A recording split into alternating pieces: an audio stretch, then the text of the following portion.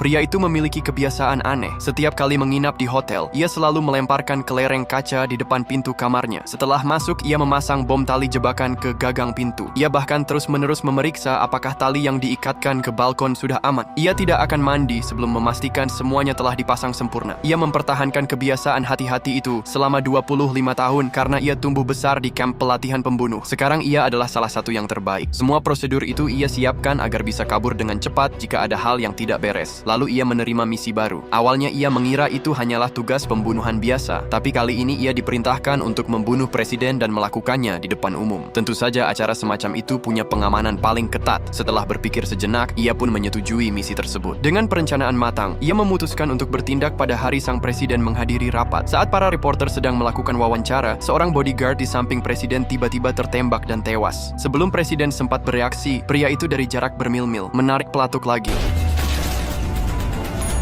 Setelah memastikan target meninggoy, ia segera mengemas semua perlengkapannya. Ia lalu menaruh bom waktu di dalam koper. Suara ledakan besar pun menghancurkan senjata dan lokasi kejahatan. Tapi sesampainya di hotel, ia diberitahu bahwa misinya gagal. Lalu ia melihat rekaman video siaran langsung. Sang presiden sedang berpidato. Ia pun membeku. Ia yakin telah melihat sang presiden mati dengan mata kepala sendiri. Jadi bagaimana bisa ia masih hidup? Ia menanyakan siapa yang memberikan misi itu, tapi tak ada jawaban. Ia tak tahu bahwa organisasi yang menyuruhnya telah memberikan lokasi hotelnya kepada Interpol. Begitu mereka menginjak ke lereng kaca, pria itu langsung sadar apa yang terjadi. Saat pintu digedor keras, bom di pintu pun langsung meledak. Ia mengerahkan seluruh tenaganya untuk melompat dari balkon, menggenggam tali dan menggunakan momentum untuk masuk ke kamar di bawahnya. Dua anak di dalam kamar terdiam tak percaya. Sosok seperti karakter game tiba-tiba muncul di dunia nyata. Ia dengan cepat mengambil pistol tersembunyi di freezer, berlari ke lorong, menunggu targetnya.